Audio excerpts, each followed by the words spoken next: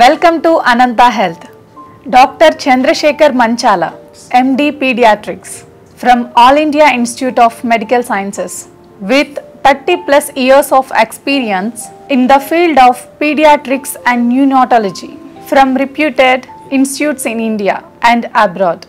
He was associated with WHO Newborn Research Center of New Delhi in 1993.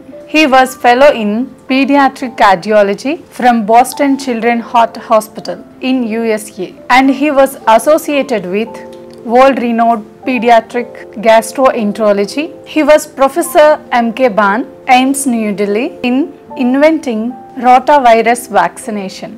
Doctor, ప్రస్తుతం heat wave ఉంది కదా, ఆ heat wave నుంచి పిల్లల్ని ఎలా కాపాడుకోవాలి డాక్టర్? ఇప్పుడు మన ఉభయ తెలుగు రాష్ట్రాల్లో చాలా ఎక్కువ హీట్ వేవ్ ఉంది. నాట్ ఓన్లీ మొత్తం ఇండియా అంతా హీట్ వేవ్ ఉంది. వడగాల్పులు వీస్తున్నాయి, టెంపరేచర్స్ ఏప్రిల్ మొన్నే అయిపోయింది అయినా కానీ ఇప్పటికే టెంపరేచర్స్ 47-48 దాకా వెళ్తున్నాయి. ఇలాంటి పరిస్థితుల్లో చాలా జాగ్రత్తలు తీసుకోవాల్సిన అవసరం ఉంది. నాట్ ఓన్లీ పిల్లలు, అందరూ. నేను ఈ టాపిక్ని ఎలా డిస్కస్ చేస్తానంటే, అప్పుడే పుట్టిన పిల్లలు, న్యూ బార్న్ బేబీస్, ఇన్ఫాంట్స్ తీసుకోవాల్సిన జాగ్రత్తలు, స్కూల్ గోయింగ్ చిల్డ్రన్. స్కూల్ అంటే ఇప్పుడు మూసేశారు, వాళ్ళకి పెద్ద అవసరం ఉండకపోవచ్చు, కానీ వాళ్ళు కూడా తిరుగుతూ ఉంటారు. స్కూల్ మానేసిన తర్వాత వాళ్ళకి పనులు ఎక్కువైపోతాయి, ఆడుకోవడాలు ఇలాంటివి ఎక్కువగా ఉంటాయి. అండ్ కొంచెం పెద్ద యుక్త వయసు వచ్చిన పిల్లలు ఇలా, అండ్ ముసలి వాళ్ళు.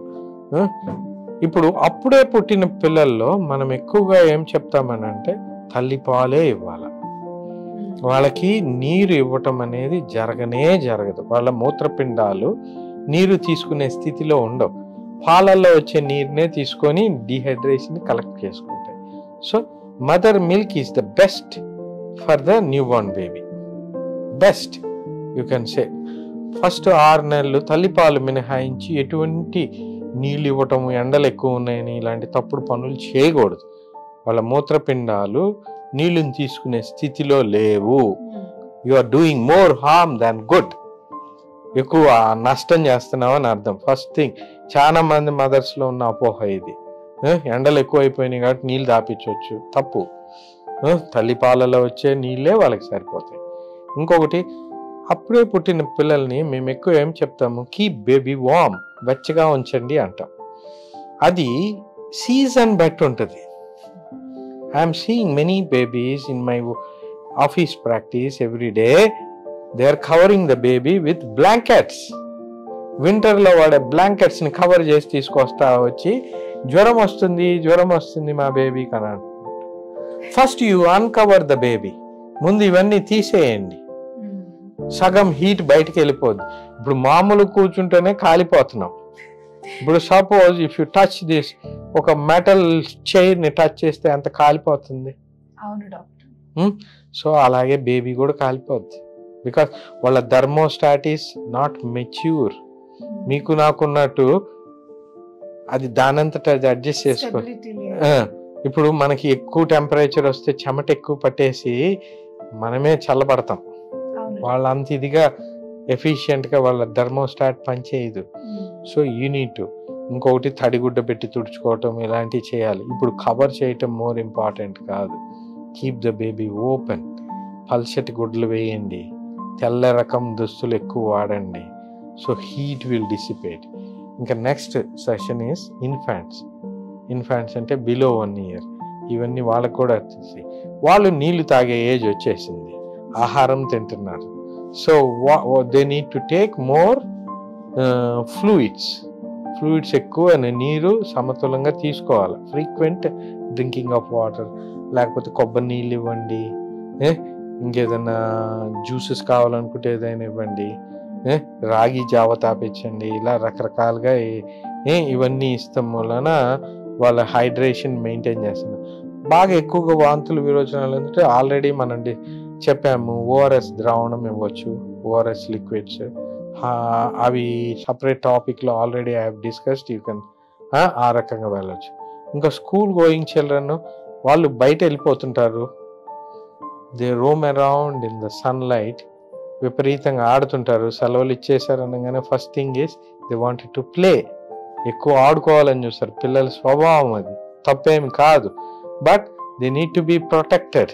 అట్ ద సేమ్ టైం షేడ్లో ఆడుకోవటం చూసుకోవాలా. వాళ్ళు ఎక్కువ సమయం అక్కడ ఎక్కువ గడుపుతుంటే వెంటనే వాళ్ళని లోపలికి తీసుకురావటం ఇలాంటివి చేయాలా. వాళ్ళకి ఇలాంటి ఇవి ఓఆర్ఎస్ ద్రావణం ఉన్న లిక్విడ్స్ ఎక్కువగా ఇస్తూ ఉండాలా. ఇంకా వాళ్ళకి టెంపరేచర్ ఎక్కువగా ఉంటే వెంటనే వాళ్ళని తుడవటం కానీ తడిగుడ్డ పెట్టి తుడవటం ఇలాంటివి చేయాలా. అండ్ టెంపరేచర్ డిఫరెన్సెస్ ఎక్కువగా చూపించకూడదు.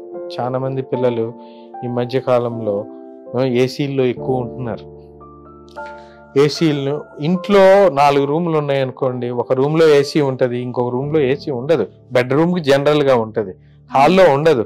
వాళ్ళు అటు ఇటు తిరుగుతూ ఉంటారు. అప్పుడు ఫ్రీక్వెంట్గా సిక్ అవుతారు. నాట్ ఓన్లీ దిస్, ఇంట్లో నుంచి బయటికి వెళ్ళిపోయామనుకోండి, బయట ఎండ 45-47 ఉంది, మీ ఏసీ రూమ్లో 25-22 ఉంది. ఈ డిఫరెన్స్ అనేది 22 నుంచి 45 అనేది నీ బాడీ అడ్జస్ట్ అవ్వలేదు. దాన్నే వడదెబ్బ అంటారు, heat stroke. They will have high temperature, confusion, పిచ్చి పిచ్చిగా మాట్లాడటము. వాళ్ళం ఫస్ట్ థింగ్ ఈజ్ నీడలోకి తీసుకెళ్ళాలి, తడిగుడ్డ పెట్టి తుడవాలా.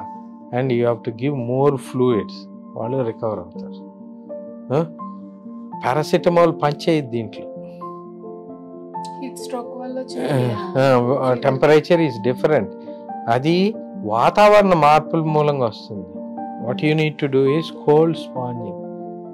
మంచి మెత్తటి గుడ్డ తీసుకొని వాళ్ళని నడినెత్తి నుంచి అరికాళ్ళ వరకు నేకెడ్గా పడుకోబెట్టి తుడవాలి.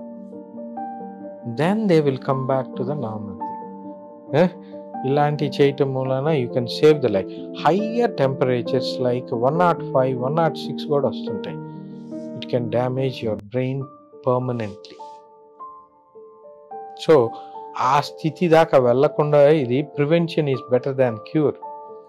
సో ఆ స్థితి వెళ్ళకముందే మనం అలర్ట్ అవ్వాలి. ఇటువంటి స్థితి ఎక్కువగా మరీ చిన్నపిల్లల్లోనూ మరీ ముసలి వాళ్ళలో జరుగుతుంటుంది. అందుకనే చాలామంది ఈ వేసవిలో కనపడ్డ వాళ్ళు నెక్స్ట్ సీజన్లో కనపడరు. We are losing our elderly people. We have to take care of them. Not only పిల్లలకి ఎంత కేర్ ఇస్తున్నారో పెద్దవాళ్ళకి కూడా అదే కేర్ ఇవ్వాలండి. దెన్ ఓన్లీ వాళ్ళ మూలంగా మనం ఈరోజు ఈ స్థితిలో ఉన్నాం.